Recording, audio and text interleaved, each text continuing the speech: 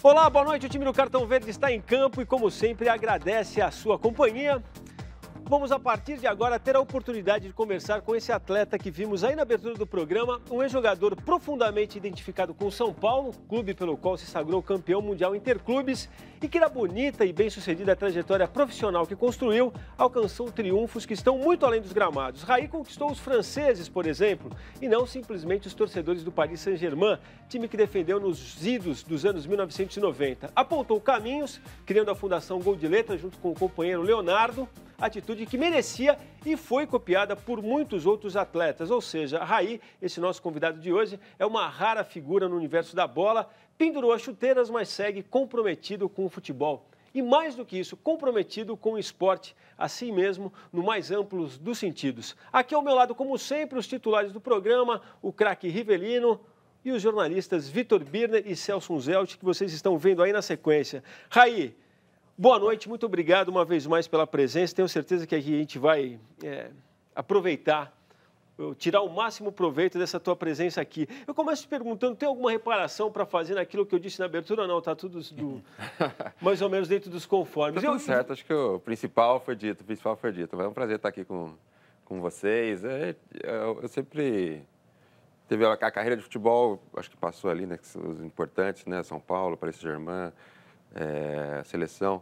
Claro que não pode esquecer o Botafogo de Ribeirão Preto, o time que começou, né? Eu passei emprestado 6 meses na Ponte, né? Preta, o Celso conhece, apesar de ter sido curto e eu me machuquei naquela época, mas foi importante para mim na fase de experimentar coisas novas, né, na experiência. E depois da carreira, eu sempre, mesmo durante a carreira, eu sempre fui interessado por muitas coisas, né? Acabei me metendo em várias coisas, me envolvendo com vários projetos que sempre me motivam bastante. Isso é bom, mas sabe o que faltou? Desculpa, faltou aí. Eu vou tirar a bola para você. O Raí é educado, né? Mas educado, mas eu não sou. Faltou aquele gol lindo, maravilhoso no Mundial contra o Barcelona, de falta. Aquela coisa, porque como eu gosto do grande batedor de falta, hoje, infelizmente, está escasso. Mas aquela falta foi fantástica, que meteu no contrapé. Então eu vou falar uma coisa para você, não faltou, tá aí guardadinha, a gente vai ver no devido momento. Você ainda tem aquele quadro, Raí, na parede do seu escritório com esse gol? Tem lá no Morumbi, né? Tem no museu do São Paulo tem. Daqueles momentos mesmo que na hora a gente não se dá conta, mas que entra para a história. E teve, acho que, tem a questão da importância, né? Tem os gols que marcam e no momento certo, né? Não, e esse especial... E inevitavelmente ia faltar alguma coisa, porque de clube, raros são os jogadores que decidiram tanto quanto eles. Só para lembrar rapidamente, só em finais, os 3 gols contra o Palmeiras no Campeonato Estadual, no tempo que o Paulista tinha valor, os 3 gols contra o Corinthians, que depois do São Paulo perder 2 finais de Brasileiro e chegar lá com fama de freguês, a pressão, ele deve saber muito melhor do que eu, era enorme. O gol contra o News Old Boys, de pênalti na final da Libertadores. Os 2 gols contra o Barcelona. Fora os gols de classificações de mata-mata de Libertadores, gols em clássicos, os gols da despedida épica contra o Santos, quando ele sai do São Paulo para ir para o Paris Saint-Germain. O gol na volta contra o Corinthians em final do Campeonato Paulista. Não tem como não faltar. Despedida contra o Santos. Eu vou frustrar um pouco o Vitor Birner, porque não é uma questão de esquecimento. Seria impossível listar todas essas coisas. É o que eu estou falando aqui. Mas achei legal tocar a bola para o Raí, porque ele fez deu aquela pontuada dele ali, do Botafogo, da Ponte Preta. Mas ao longo do programa, se vocês quiserem, o Raí quiser também, a gente vai para essa parte da carreira. Eu fiz questão, já tinha até falado com o Raí antes da gente começar o programa aqui, que a gente queria aproveitar muito essa oportunidade para falar um pouco realmente de futebol e de esporte, já que a gente, como eu disse aqui na abertura também, Raí, você é um cara comprometido com isso, né? E a primeira pergunta que eu te faço nesse sentido é a seguinte: do ponto de vista de mobilização, houve algum avanço no nosso futebol e no nosso esporte, Raí, nos últimos tempos, ou pelo menos nessa última década, vai? O que poderia dizer que de avanço que teve, que eu acho é que pode motivar vários outros avanços, é o envolvimento de atletas na causa, né? A gente lembra, foram poucos, né? O Sócrates, né? Tem alguns históricos aí, Afonso, que tinham outras posições e tinham opiniões, sempre tinham opiniões, mas nunca se organizaram, né? Acho que em todas as épocas, né? Na época do Riva, com certeza tinha também. Mas acho que agora a questão do bom senso, a associação que eu faço parte, Atletas pela Cidadania, eu acho assim, o mais importante acho que é isso, né? Faltava isso sempre, né? Sempre teve críticas, posicionamentos, a gente apontando coisas, mas os principais interessados não se organizavam, né? Não é uma questão de ter um ou outro que fala, é se organizar mesmo, né? Então, acho que isso tá acontecendo, que pode motivar grandes transformações. Teve alguns avanços, a gente vê começando a se discutir, né, políticas de esporte na próxima gestão pública, né, federal, estadual. Acho que estão começando a se discutir isso e os atletas participando. Eu acredito que esse como um grande avanço e que espero que continue e que as novas gerações sejam influenciadas por isso e participem também. Mas, obviamente, que precisa ainda muita coisa, né, para ter mudanças estruturais. E o próximo passo, você não acha que seria abrir um pouco, porque você citou, no fundo são sempre os mesmos. É você, é Ana Moser, é Paula. Exato. Quer dizer, o que falta para engajar realmente o pessoal, se não como um todo, mas como uma maioria, a gente tem mais nomes de atletas envolvidos nessa causa, que é de todos, né? E emenda uma outra coisa sobre o bom senso, o jogo que já tem a ver com a pergunta do Celso. E os jogadores que estão fora do país, têm tanto nome, tanta força, não estão na nossa realidade, mas fariam uma enorme diferença se apoiassem também? Eu acho que isso é o que é a nossa luta, né? Então, estamos aí há 6, 7 anos, né, Atletas pela Cidadania. Ter uma estrutura institucionalizada, eu acho que pode facilitar.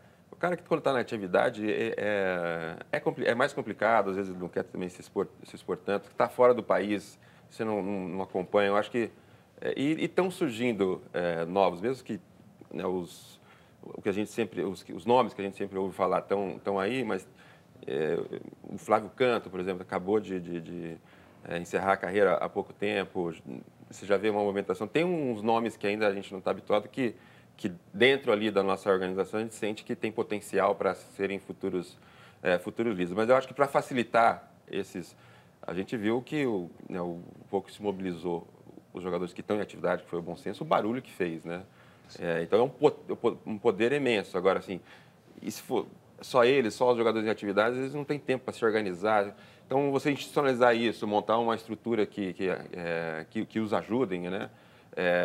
Pode facilitar. Então, acredito que, por isso que eu falo, essa organização dos atletas e fazer, né, institucionalizar isso, pode encorajar outros atletas a participar, até porque aí ele não vai se sentir sozinho. E a entrada, Raí, do Romário, como o Romário, né, hoje, foi votado que é uma pessoa forte que está lá.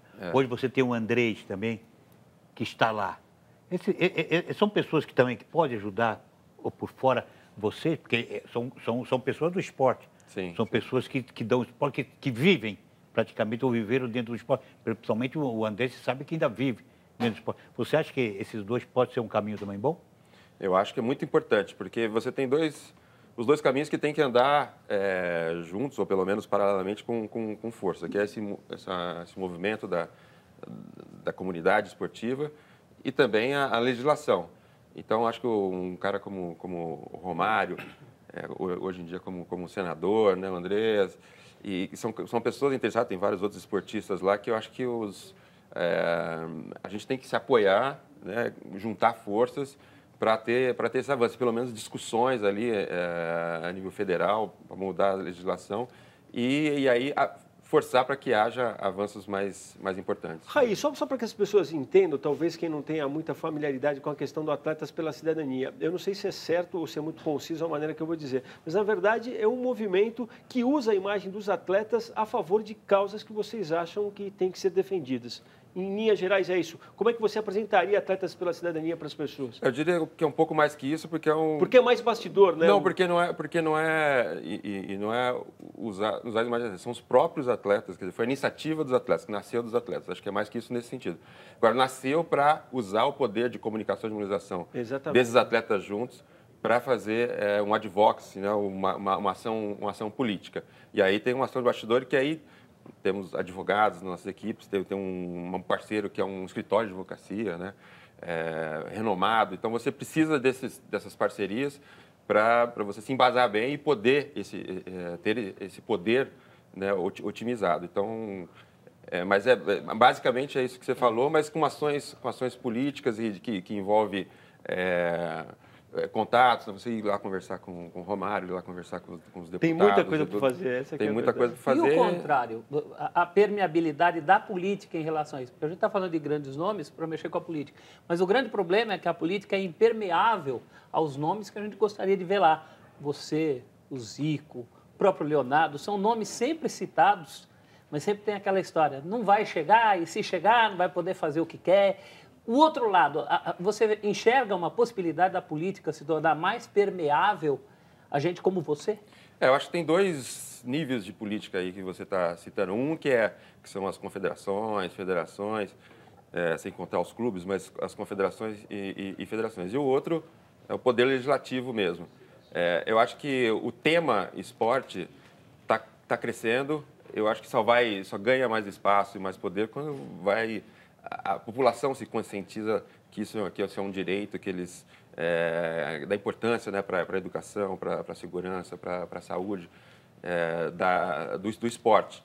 Então, hoje em dia, você já vê nas plataformas, né, dos candidatos e dos futuros candidatos o tema ali presente, ganhando importância. E quando começa a tocar em votos, né, em pessoas que fazem um trabalho bem feito pelo esporte, começa a ganhar mais votos. Quando isso começa a acontecer, a tendência é que a discussão ganhe força e a gente ganhe força nas nossas causas. Agora, a questão das confederações, isso ainda é um circuito muito fechado. Mais fechado que a política partidária? Muito mais fechado, muito mais. O futebol, de uma maneira geral, ou os esportes, né, a política esportiva, né, de uma maneira geral, seja o COB, né, passando por todas as confederações de modalidades, você tem grandes, bons casos bem-sucedidos, né, que esses deveriam ser valorizados, isso a gente tenta fazer também. Mas, numa maneira geral, a estrutura é feita para você se perpetuar no poder. Isso foi um avanço que a gente conseguiu, né, mudando uma lei que obriga, né, e regulamenta, pelo menos. E regulamenta uma alternância no poder, uma reeleição, 4 anos com uma reeleição. O Rivelino acha que é muito já. Eu acho que é muito já. Eu acho que devia ser só 4. Porque eu vi o presidente Horta falando uma coisa, falou assim, sempre a segunda é complicado. Então, devia ter novas pessoas, novo pensamento, novas ideias, que eu achei interessante. E realmente, em todo o setor, eu acho que podia até dar 5 anos, que seja. 5 anos aí entrava outra pessoa. Agora, a gente viu até a própria Marina, né, como presidente da República, estava propondo isso. Né? Agora, a gente separou uma imagem aqui, Raí, que era de 1995, você está envolvido nesse contexto, a gente vai ver a imagem aí de um momento em que jogadores de muita expressão, a gente está vendo aí o Maradona, e outros se reuniram nesse momento aí, Cantona, para fundar um sindicato. Na verdade, um sindicato mundial de resistência. Você lembra o contexto desse momento aí, Raí? Lembro que quem começou esse movimento foi um jornalista francês, está no papel de vocês. Isso foi feito em Paris, essa reunião em Paris, né? Essa reunião, aonde foi, eu não lembro mais, mas acho que foi em Paris, essa daí, né? Acho que foi em Paris. Eu não lembrava exatamente o dado. Começou? Foi um jornalista que era amigo do Cantona, foi conversar com o Maradona, o Laurent Blanc, que foi da seleção da seleção francesa, que é o treinador também, né? Hoje está no Paris Saint-Germain. Então, houve uma mobilização para uma espécie de sindicato mundial, né? Mas não durou muito tempo, não durou muito tempo, porque é complicado e essas figuras também eram muito complicadas. Mas a gente se divertiu bastante, foi bom para essa... Um exercício, né? Eu lembro lá na coletiva de imprensa, Maradona, Cantona tinha acabado aquela coisa que ele tinha, né, que ele tinha sido lá na Inglaterra, né, que ele tinha sido suspenso, depois voltou, ele sempre foi bem polêmico, né, junto com o Maradona também no gancho também ainda, por causa da Copa de 94. E todas essas outras esferas junto, então foi uma mobilização assim da imprensa ainda gigantesca. Aí, no final, numa hora assim, a gente não tinha ainda fechado como que ia funcionar e tal, não sei o quê, ainda foi lançar, talvez tenha sido um dos erros, né? Precipitou. De precipitar, já lançar com essas figuras todas assim. E aí teve uma pergunta do jornalista, assim, mas você, Cantona, quem que vai... A gente não tinha nem conversado. Quem que vai bancar isso, não sei o quê? Isso não te interessa, isso é o problema nosso, não sei o quê. Aquele jeitão, né? É uma figurata, né? Figurata. Agora, eu quero levantar uma bola aqui, o bom senso, meu querido. Como é que você vê o bom senso? Você acha que vinga? Você acha que vai? Porque eu estou vendo pedalando, sabe? As coisas, sabe, vão, eles querem, têm boa vontade, mas eu não sei se esse movimento realmente vai seguir. Como é que você vê esse bom senso dos teus olhos? Você acha que vai para frente esse bom senso? Eu acho que depende, qualquer movimento assim, depende muito do, querendo ou não, né, mesmo que seja plural, de alguns líderes, né? O Paulo André é um cara muito diferenciado, um cara idealista, inteligente, que gosta disso, né? Tem isso na veia. Que os dirigentes fizeram força para arrumar uma proposta para sair do Brasil. Que ele estava num ambiente bem hostil aqui, sim. Com certeza teve uma... Então, mas esse é o principal entrave também, Raí? A questão do meio opressor, cara. Você citou a dificuldade de encontrar gente, a gente já falou sobre isso aqui. E você citou também o fato dos atletas já estarem ou afastados ou em processo de aposentadoria, o que facilitaria fugir desse tipo de pressão, né? Exatamente. Eu acho que seria bom, né, essa missão, porque o cara em atividade, ele está sujeito ao resultado, né, da época. Na época do Paulo André, quando estava no auge, o Corinthians estava até bem, aí quando foi crescendo o movimento, aí o Corinthians teve uma crise lá, começou a cair em cima dele, não foi isso? Sim. Começou a cair a pressão forte em cima dele, e depois ele acabou saindo, mas... a dificuldade na mobilização dos atletas é um pouco isso, né? Quando ele está em atividade, é complicado não só por isso, mas pela vida dele mesmo, em si. E quando acaba, por mais que ele goste de esporte, ele tem que ter uma outra atividade também, né? Então, acaba afastando ele um pouco do esporte. Mas eu respondendo aqui a pergunta do Riva, eu acredito que vamos precisar de pessoas como ele. Então, vai depender dessa geração que vier, de surgir uma outra pessoa, ou um cara que tiver no final de carreira, quase aposentando. E como teve vários aí, né? Não, além do Paulo André. Do bom senso, né?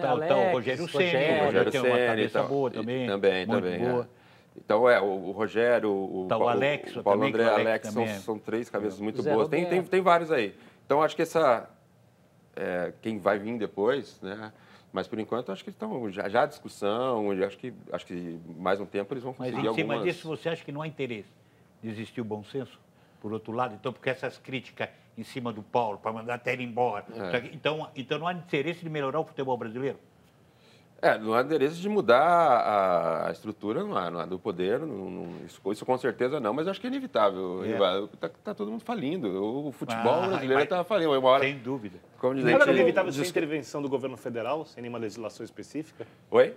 Inevitável mesmo sem intervenção de governo federal, sem legislação específica diferente? Acho que tem o Leonardo, né, quando foi citado o nome dele, ele esteve aqui no setembro, né, agosto, setembro aqui no Brasil, ele falou bastante, quer dizer, em todo lugar do mundo,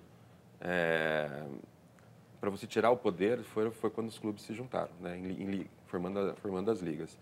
E então fica fácil a gente ficar também falando da CBF, não sei o quê, mas os clubes, você juntar todos os clubes que estão em dívida, dificuldade, ou quase falindo, ou já teriam falido se não tivesse alguma... Agora, fala, pô, e agora, né? Se continuar nisso, tá nítido, né, o que está acontecendo. Você pega 10 anos para cá, o que aconteceu com os clubes, né? Com os clubes, com os talentos, com o poder... Mas os dirigentes não ligam. Você acredita em iniciativas como a que a FIFA tomou agora tempos atrás, de estabelecer um prazo para que os empresários não possam mais ter parte nos jogadores, Raí? Você acredita na boa intenção de medidas como essa, por exemplo? Bom, sinceramente, eu não pensei a fundo nessa possibilidade. Acho que tem vários outros problemas que são mais importantes do que isso. É uma tentativa de uma reflexão de um novo formato. Mas acho que mais para o Brasil, aqui, falando do nosso do nosso futebol, você falou que acho que os dirigentes não têm interesse, mas aí entra... Não se incomodam com os problemas. Não se incomodam, Vitor, não se incomodam, Vitor, enquanto fica perdoando as dívidas. A hora que começar a fechar a porta, vai a torcida, vai ter que achar uma solução. Então, quer dizer, vai ter que criar um outro modelo. Quem que vai botar dinheiro? Quer dizer, já teve várias tentativas, né, de investidores que botaram dinheiro em times, mas que nunca assumiram o controle, ou nunca tiveram, né, não tiveram poder para poder colocar uma gestão profissional, né, seja no Vasco, Corinthians, vários clubes. Mas por quê? Né? Não interessa. Porque você tem dívida... Tem outro caminho. Aí entra outro caminho, perdoa, refis e não sei o quê. Então, isso eu acho que isso tem um limite. Né? Acho que o país, o amadurecimento do país, da sociedade brasileira, vai chegar a um limite. Né? Nós estamos discutindo problemas hoje de uma maneira muito mais profunda de saúde, de educação, não sei o quê. Por que vai ficar perdoando, né, de dinheiro público, de corrupção? Porque em todas as áreas vai gente para a cadeia, começou aí políticos para a cadeia. Por que está começando vários outros ficar um pouco mais sério, e o futebol vai continuar perdoando? Se você perdoasse as dívidas, os clubes se fortalecessem, né? E não é o caso. É um né? saco sem fundo. É ao contrário. Então, acho que isso aí tem um limite e aí que vai ser o fundo do poço. Né? A hora que Mas será que vai ter que chegar no fundo do poço? Vai ter que chegar no fundo do poço? Infelizmente, a gente já está, né? A gente já está um pouco. Se não está, está perto, né? A gente achou que estava, né? Depois do... que o fundo do poço é sempre uma coisa que a gente nunca sabe exatamente. Na ressaca do 7-1 a gente achou, né? A gente achou, aliás, né? O Romário falou muito disso, né? Pô, pareceu que ia mudar. A gente achava que ia mudar, até pelo Agora, pelo símbolo daquilo, né? E nesse aspecto, está entregue em boas mãos a seleção brasileira hoje? Porque todo mundo esperava justamente isso. Eu também esperava. O Romário esperava, eu esperava. Infelizmente, eu não vejo a mudança. Você vê a mudança nesse aspecto? Não, né? Não é questão da comissão que está ali, né? Exatamente, não é por ali. Ali foi tentar chamar a atenção para outras coisas. Vamos tentar começar com uma outra comissão aqui. Uns gostam, tirar o foco, exatamente. O interesse pessoal aí ficou mais. Mas acho que enquanto não mudar profundamente a estrutura, e eu acho que vai mudar, porque está chegando no fundo do poço, a gente está vendo que está chegando. Enquanto não mudar, acho que você vai ter ali um resultado aqui, outro ali, mas não vai sentir a força do futebol brasileiro voltar. Porque não vai apagar o 7-1 por causa de ganhar da Colômbia, mesmo da Argentina, não vai apagar. Eu não vejo desse jeito. Não vai. E se continuar assim, vai continuar mudando o treinador, mudando a comissão. Faltando 6 meses da Copa, vai mudar de novo a comissão. Eu vou tomar bola. A gente vai matar a sua saudade do gol que o Raí marcou de falta lá. Você pode ter certeza. Que bom, eu gosto. Vamos fazer rapidinho o nosso primeiro intervalo. Tem outras coisas também de política, sobre a política do futebol, que a gente precisa perguntar para o Raí. É rapidinho, 2 minutos e estaremos de volta. Até já.